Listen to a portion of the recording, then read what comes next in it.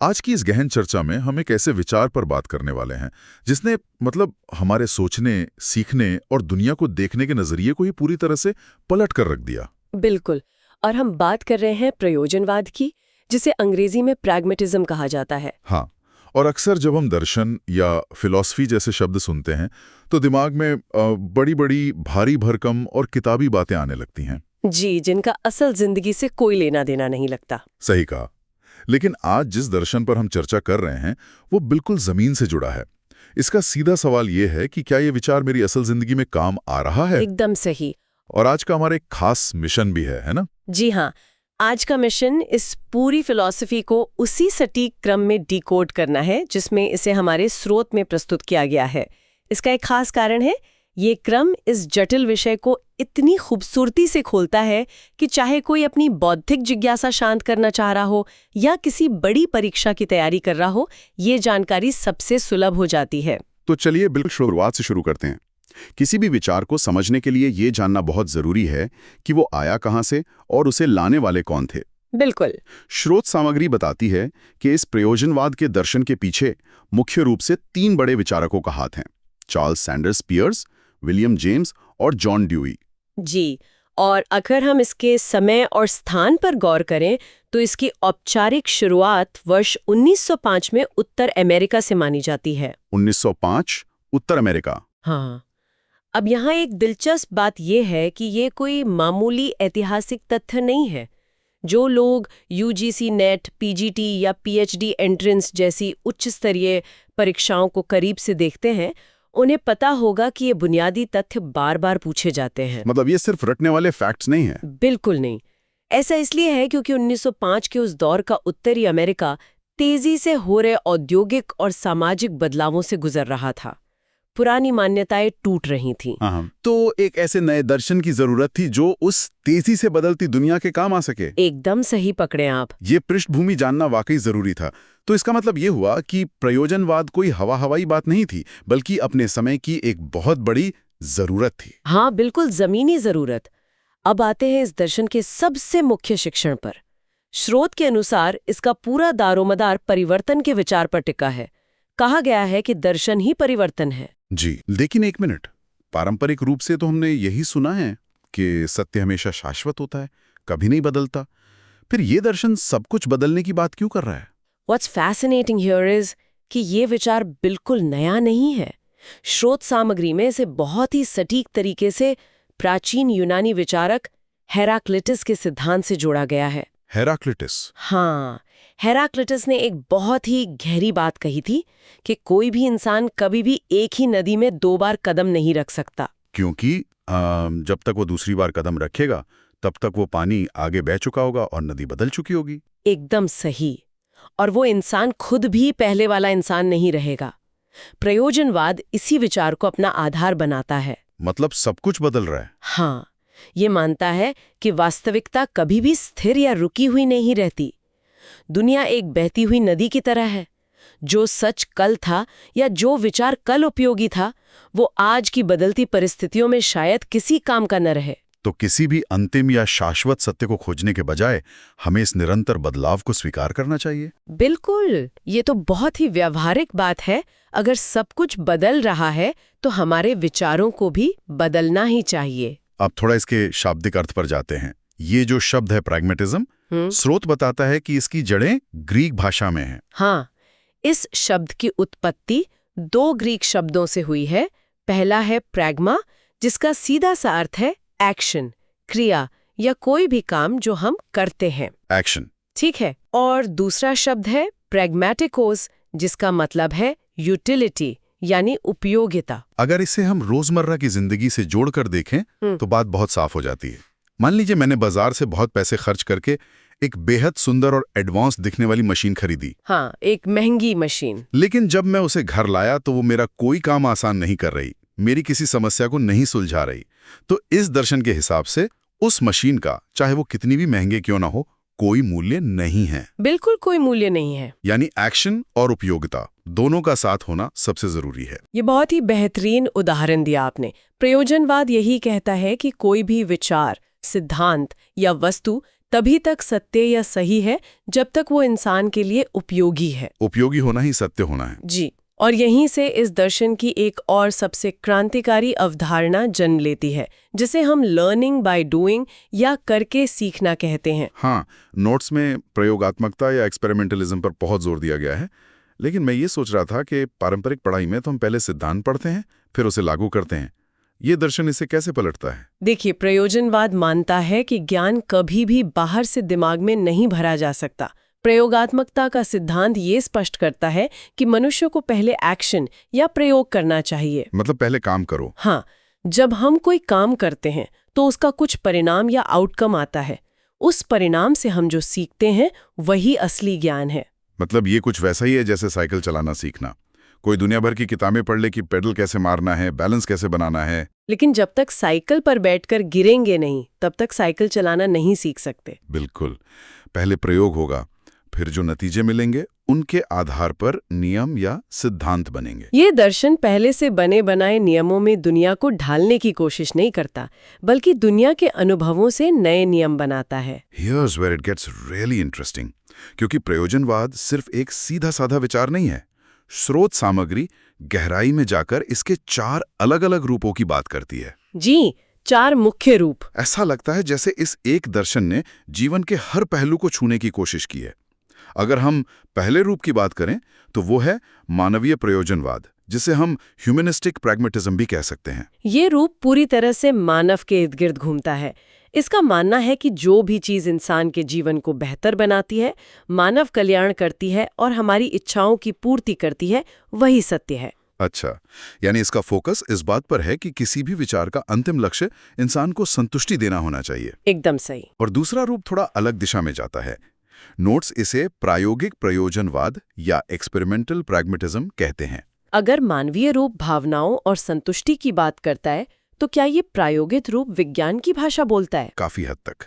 प्रायोगिक रूप ये कहता है कि सत्य वह है जिसे प्रयोगों के द्वारा साबित किया जा सके। मतलब सिर्फ बातों से काम नहीं चलेगा? बिल्कुल नहीं।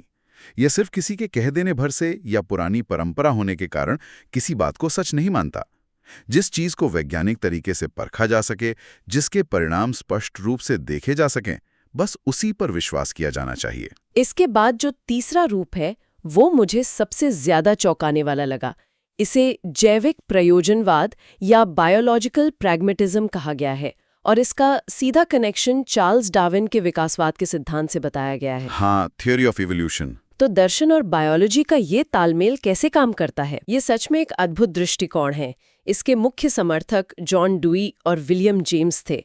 जैसे डार्विन कहते हैं कि प्रकृति में वही जीव जिंदा रहता है जो अपने बदलते पर्यावरण के अनुकूल खुद को ढाल लेता है, जिसे हम अडैप्ट करना कहते हैं। जी, ठीक वैसे ही ये दर्शन मानता है कि इंसान के विचार और उसकी बुद्धिमत्ता कोई सजावट की चीजें नहीं है। ये असल में सर्वाइवल टूल है। Survival tool? हाँ, इंसान अपने आसपास के माहौल में सामंजस्य बिठाने के लिए, संघर्ष करने और जिंदा रहने के लिए अपने दिमाग का इस्तेमाल करता है। यानी हमारे विचार हमारे हथियार हैं जो हमें इस दुनिया में टिके रहने में मदद करते हैं। और शायद इसी बात को आगे बढ़ाता है इसका चौथा रूप, सहायक या उपकरणवादी प्रयोजनवाद, जिसे जॉन डुई ने विकसित किया। जी, इंस्ट्रूमेंटल प्रैग्मेटिज्म। डुई ने कहा कि विचार और कुछ नहीं, बस हमारी समस्याओं को सुलझाने के उपकरण या टूल हैं। टूल की तरह। हाँ, जैसे किसी पेंच को कसने के लिए पेचकस की जरूरत होती है, वैसे ही जिंदगी की उलझनों को सुलझाने के लिए विचारों की जरूरत होती है। अगर कोई विचार आपकी समस्या का समाधान नहीं कर रहा है, तो वो एक भोथरा और बेकार टूल है, जिसे हमें तुरंत बदल देना चाहिए। बिल्कुल। ये तो विचारों को लेकर एक बहुत ही क्रूर लेकिन ईमानदार नजरिया है। काम का है तो रखो, नहीं तो फेंक दो। इन चारों रूपों को समझने के बाद अगर हम प्रयोजनवाद के प्रमुख सिद्धांतों की बात करें, तो स्रोत सामग्री 3 बड़े सिद्धांतों की ओर इशारा करती है। इन सिद्धांतों को समझे बिना इस दर्शन की पूरी तस्वीर साफ नहीं होती। पहला और सबसे महत्वपूर्ण सिद्धांत है उपयोगिता और लचीलापन। जैसा कि हमने चर्चा की, जो चीज उपयोगी है वही सत्य है, लेकिन इसके साथ लचीलेपन का होना बेहद जरूरी है। लचीलापन। लेकिन यह एक सवाल मन में आता है, क्या हर चीज में सिर्फ अपनी उपयोगिता देखना इंसान को थोड़ा स्वार्थी या अवसरवादी नहीं बना देगा? ये एक बहुत ही वाजिब चिंता है। क्योंकि लचीलेपन का मतलब कहीं ये तो नहीं कि हम अपने फायदे के लिए रोज अपने उसूल बदल लें। देखिए, यहाँ लचीलेपन का मतलब अवसरवादिता नहीं है। इसका मतलब है कठोर रूढ़ियों और पुरानी परंपराओं का गुलाम न होना। अच्छा, परंपराओं से आजादी। जी, अगर कोई पुरानी परंपरा आज के समाज को नुकसान पहुंचा रही है तो प्रयोजनवाद कहता है कि हमें उसे बदलने का लचीलापन दिखाना चाहिए। ये समाज की व्यापक उपयोगिता की बात करता है, सिर्फ किसी एक व्यक्ति के स्वार्थ की नहीं। समझ गया। और इसका दूसरा सिद्धांत है समस्या समाधान पर जोर देना। यानी दर्शन का काम सिर्फ बादलों के पार की दुनिया की बातें करना नहीं है, बल्कि जमीन पर मौजूद असली चुनौतियों से निपटना है। एकदम सही। और तीसरा सिद्धांत, जो मुझे व्यक्तिगत रूप से इस पूरी चर्चा का सबसे शक्तिशाली विचार लगता है, वो है वास्तविकता एक प्रक्रिया के रूप में। वास्तविकता एक प्रक्रिया के रूप में। स्रोत में एक बहुत ही खूबसूरत लाइन है, दुनिया बनी हुई नहीं है बल्कि बन रही है। World is not made, it is making. वाह, ये एक ऐसा विचार है जिसे सुनकर थोड़ी देर रुकने का मन करता है। अगर दुनिया बनी बनाई नहीं है तो इसका मतलब है कि भविष्य पूरी तरह से खुला हुआ है। बिल्कुल। पारंपरिक दर्शन हमें ये महसूस कराते हैं कि सब कुछ पहले से तय है और हम सिर्फ इस दुनिया रूपी नाटक के छोटे से दर्शक हैं। जैसे कोई स्क्रिप्ट पहले से लिखी हो। हाँ, लेकिन प्रयोजनवाद इंसान को ताकतवर बनाता है। ये कहता है कि इंसान केवल दर्शक नहीं है, वो एक सक्रिय भागीदार है। मतलब हम खुद बदलाव ला सकते हैं। जी, आप अपने प्रयोगों, अपने कार्यों और अपने विचारों से इस पर्यावरण को बदल सकते हैं, इसे एक नई शक्ल दे सकते हैं। वास्तविकता लगातार हमारे और हमारे पर्यावरण के बीच होने वाली बातचीत से जन्म ले रही है। अद्भुत। अब अगर हम इस इतनी शक्तिशाली दर्शन को कक्षा के अंदर ले जाएं, तो शिक्षा के क्षेत्र में इसका क्या प्रभाव पड़ा? स्रोत सामग्री इस बात पर बहुत जोर देती है कि शिक्षा में जॉन ड्यूई का योगदान क्रांतिकारी रहा है। अगर हम इसे कनेक्ट करें तो बिगर पिक्चर, तो हम देखेंगे कि आज की आधुनिक शिक्षा व्यवस्था जो बच्चों को रटने से दूर ले जाने की बात करती है, उसकी नींव कहीं ना कहीं जॉन ड्यूई के इन्हीं विचारों पर रखी गई है। ड्यूई के विचारों पर? हाँ, ड्यूई ने जिस सबसे पहली चीज की वकालत की वो थी बाल केंद्रित शिक्षा या चाइल्ड सेंटर्ड एजुकेशन। यानी वो पुरानी फैक्ट्री नुमा शिक्षा प्रणाली जहां हर बच्चे को एक ही सांचे में डाला जाता था, उसे ड्यूई ने सिरे से खारिज कर दिया। जी, ड्यूई का मानना था कि शिक्षा का केंद्र कोई पाठ्यक्रम या किताब नहीं, बल्कि खुद बच्चा होना चाहिए। बच्चे की रुचि क्या है, उसकी क्षमता कितनी है? बिल्कुल, उसकी जरूरतें क्या है, शिक्षा को इसी के इर्द गिर्द बुना जाना चाहिए। और शायद इसी वजह से ड्यूई ने परियोजना विधि यानी प्रोजेक्ट मेथड की शुरुआत की। एकदम सही कहा आपने। लर्निंग बाय डूइंग को क्लासरूम में लागू करने का सबसे बेहतरीन तरीका प्रोजेक्ट मेथड ही है, जहां बच्चे खुद काम करते हैं। जी, बच्चों को वास्तविक जीवन की समस्याएं दी जाएं, वे खुद अपने हाथ से काम करें, गलतियां करें, एक साथ मिलकर प्रयोग करें और खुद अपने ज्ञान का निर्माण करें। इसके साथ ही नोट्स में एक और बहुत दिलचस्प बात है, लोकतांत्रिक वातावरण। अक्सर स्कूलों को एक ऐसी जगह माना जाता है जहां सिर्फ अनुशासन और आदेश चलता है। ड्यूई ने इसे कैसे देखा? ड्यूई ने कहा कि स्कूल कोई अलग थलग द्वीप नहीं है, वो समाज का ही एक छोटा रूप है। समाज का छोटा रूप। हाँ, इसलिए क्लासरूम का माहौल तानाशाही वाला नहीं बल्कि लोकतांत्रिक होना चाहिए। बच्चों को एक दूसरे के साथ सहयोग करना, एक दूसरे के विचारों का सम्मान करना और समाज में मिलजुल कर रहने के सामाजिक कौशल सीखने चाहिए। Social skills. लेकिन यहाँ मुझे एक बहुत बड़ी उलझन हो रही है। कैसी उलझन? अगर शिक्षा पूरी तरह बाल केंद्रित है, बच्चे खुद प्रोजेक्ट कर रहे हैं, खुद प्रयोगों से सीख रहे हैं, तो इस पूरे परिदृश्य में एक टीचर की क्या जरूरत रह जाती है? क्या प्रयोजनवाद शिक्षक को पूरी तरह से किनारे कर देता है? यह सवाल अक्सर लोगों के मन में आता है, लेकिन स्रोत सामग्री इसका बहुत ही स्पष्ट और संतुलित उत्तर देती है। प्रयोजनवाद शिक्षक को किनारे नहीं करता, बल्कि इसकी भूमिका को एक नया और ज्यादा चुनौतीपूर्ण रूप देता है। नया रूप कैसे? यहाँ शिक्षक मंच पर खड़ा होकर सिर्फ ज्ञान बांटने वाला कोई तानाशाह नहीं रह जाता। तो फिर उसकी भूमिका क्या है? वो एक सुविधा प्रदाता है, यानी फैसिलिटेटर और एक मार्गदर्शक है। मार्गदर्शक? जी, उसका काम बच्चों को सही रास्ता दिखाना और उन्हें जरूरी संसाधन उपलब्ध कराना है। चलना बच्चों को खुद है। मतलब टीचर सिर्फ सपोर्ट करेगा? हाँ, शिक्षक का काम है बच्चों के अंदर छिपी रचनात्मकता और नवाचार को बाहर लाना।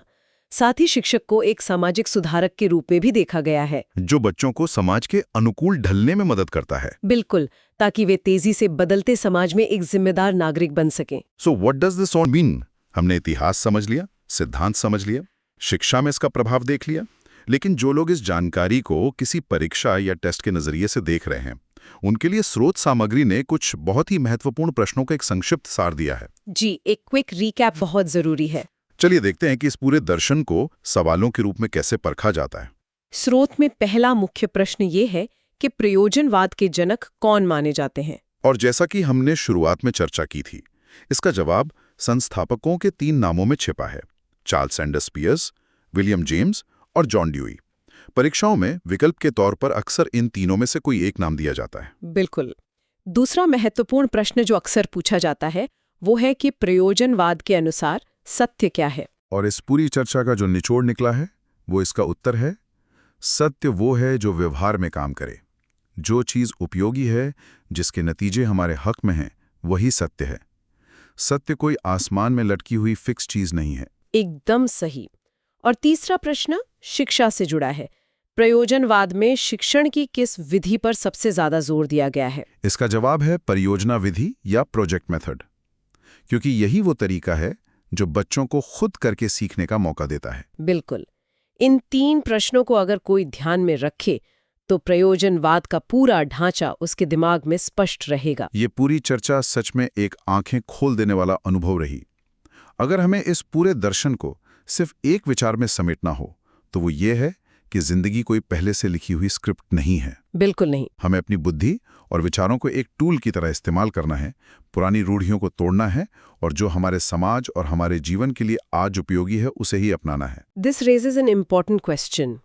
ये बात बिल्कुल सही है कि प्रयोजनवाद हमें आज की समस्याओं को सुलझाने की ताकत देता है, लेकिन सुनने वालों के लिए मैं यहाँ एक विचार छोड़कर जाना चाहूंगी। जरूर। अगर सत्य हमेशा बदलता रहता है और सिर्फ इस बात पर निर्भर करता है कि आज क्या उपयोगी है, तो क्या भविष्य में उपयोगिता की परिभाषा बदलने पर हमारे आज के सभी स्थापित नैतिक मूल्य पूरी तरह से अर्थहीन हो जाएंगे? ये तो बहुत गहरा सवाल है। क्या कुछ ऐसा नहीं होना चाहिए जो उपयोगिता के तराजू से परे हो और हमेशा सच रहे? ये एक ऐसा सवाल है जो प्रयोजनवाद की गहराई और उसकी सीमाओं दोनों पर सोचने को मजबूर करता है। क्या बात है। ये सच में एक ऐसा सवाल है जो आज रात सोचने पर मजबूर कर देगा।